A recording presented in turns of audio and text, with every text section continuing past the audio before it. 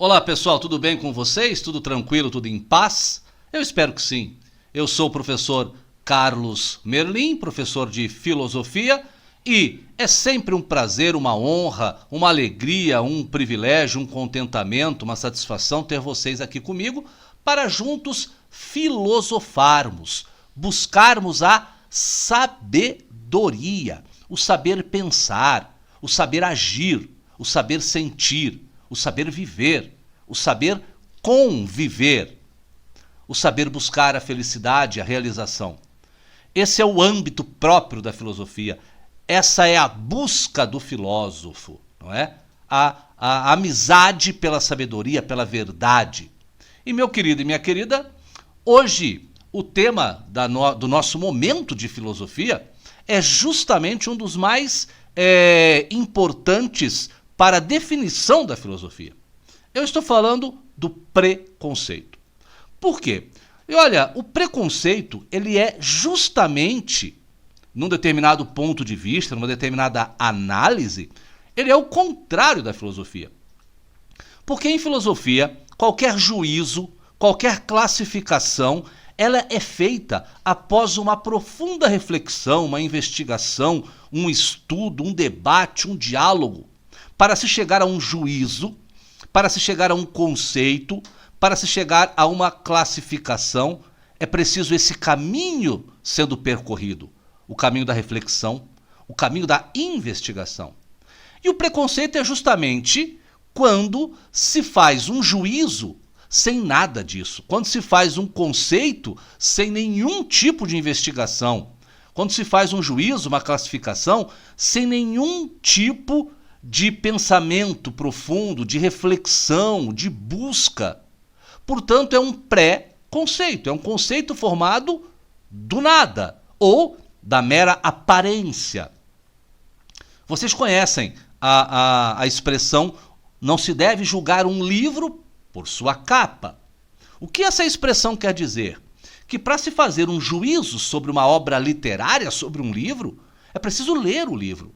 É preciso conhecê-lo, debatê-lo, refletir sobre seu conteúdo e aí sim, de posse de toda essa investigação, fazer um juízo, uma avaliação. É um bom livro, tem uma boa história. Não é um bom livro, a história não é bem contada, mas isso depois da investigação, ou seja, da sua leitura. Um juízo sobre uma obra literária, sobre um livro, porque a capa é uma capa azul ou verde, porque a capa é uma capa mais leve, mais firme, isso não faz o menor sentido. Da mesma forma, o preconceito. Estamos falando de juízo antecipado sem base ou fundamento, juízo precipitado, erro de julgamento. Quando se julga uma pessoa, uma situação, sem nenhum tipo de investigação, reflexão, debate, estudo, estamos diante do preconceito. Portanto, nesse aspecto, justamente o oposto da filosofia. E uma das ações próprias da filosofia é desmascarar o preconceito. É mostrar, olha, esse juízo, essa classificação, essa avaliação não tem nenhum fundamento. Portanto, é um preconceito. É uma avaliação pelas aparências. É uma avaliação pelos estereótipos. E o que são estereótipos, professor Merlin? Por favor, nos diga. Modelos superficiais. Muitas vezes, julgamentos inteiros são feitos a partir de modelos superficiais, folclóricos, distantes da realidade, mas que para algumas pessoas é muito mais fácil. Por quê? Por conta da preguiça de se investigar, de se pensar, de se refletir. Modelos moldados em falsas aparências. Alguns exemplos de preconceitos e estereótipos vinculados. Você já pode ter ouvido por aí, o baiano é preguiçoso, é aquela imagem estereótipa do baiano descansando numa rede, à sombra de um coqueiro. Meu querido e minha querida, nada mais falso. Desde sempre, o baiano é um povo trabalhador, esforçado, dedicado. Qualquer um que estude um pouquinho da nossa história vai identificar essa realidade desde o descobrimento. O quão trabalhador é todo o povo da Bahia, do Nordeste. Por que um baiano seria menos trabalhador que um sulista? É um preconceito, portanto, não se investiga, se faz um estereótipo a partir de uma imagem folclórica irreal, superficial.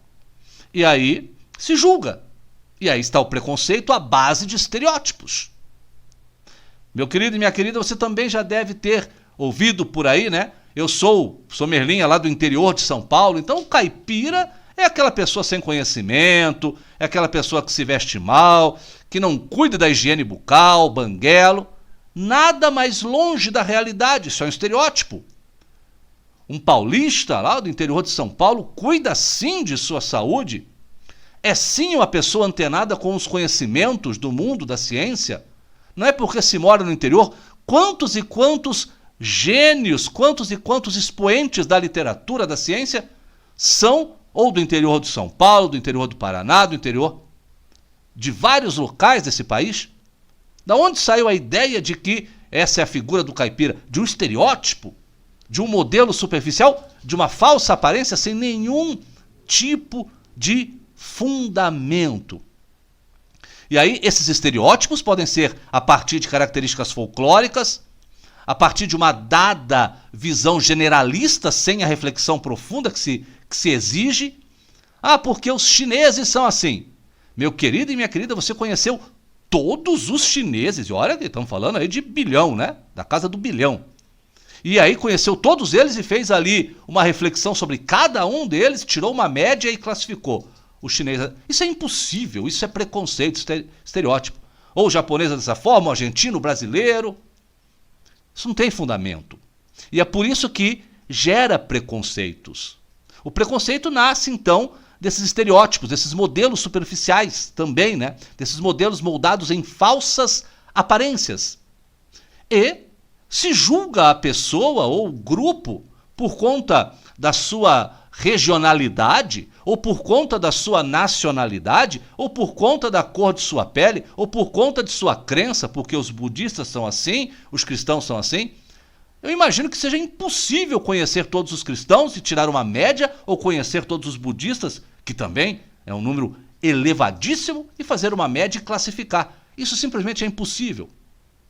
Portanto, é um preconceito. Julgar pela aparência, pela crença, pela nacionalidade, pela opção sexual, por qualquer um dessas partes, julgar o todo pela parte, é daí que temos o preconceito. E o preconceito, quando somado à intolerância, gera violência. Então, eu criei um preconceito com relação a um tipo humano qualquer por conta de uma visão superficial, não possuo a virtude da tolerância, que me permite suportar a diferença para melhor conviver, e aí então o resultado disso é a violência. É não suportar o diferente, não ser capaz de conviver com o diferente. E o que é pior, um diferente fundamentado em preconceitos e estereótipos, que nem sequer chega a conhecer a essência daquela pessoa, daquele grupo humano. Portanto, meu querido e minha querida, o preconceito é muito diferente do filosofar. O filosofar exige investigar, buscar a sabedoria, eliminar o preconceito, mostrar que essa diferença ela é superficial, insignificante. Desvelar preconceito que estão escondidos em determinados discursos. Discursos de divisão, discursos de ódio. Buscar sempre a verdade, buscar sempre a essência. Ler o livro humano antes de qualquer juízo, de qualquer julgamento. E nutrir a tolerância. Porque ao conhecer o diferente, meu querido e minha querida, nós enriquecemos humanamente, culturalmente.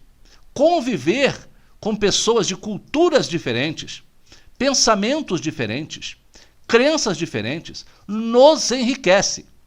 Desde que, obviamente, todas essas crenças, esses valores sejam positivos e construtivos, e uma boa investigação filosófica vai revelar que são, então a convivência fica muito mais rica. Ninguém precisa abdicar de seus valores, de suas tradições, de sua cultura, pelo contrário. Mas tolerar, respeitar e conhecer profundamente a cultura, os valores diferentes dos meus, me enriquecem. Enriquece a você também.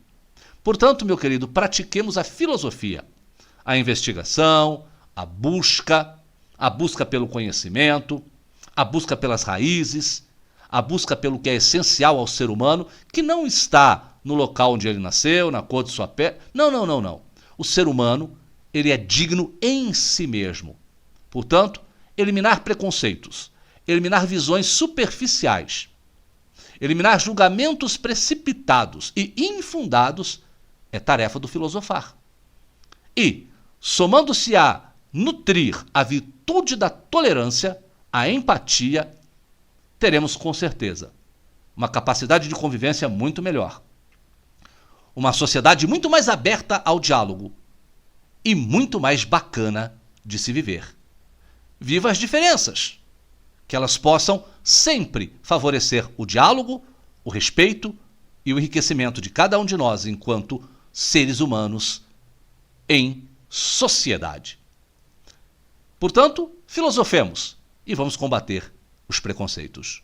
Combater pelo diálogo, pela reflexão, pela cultura da paz, da tolerância, da partilha.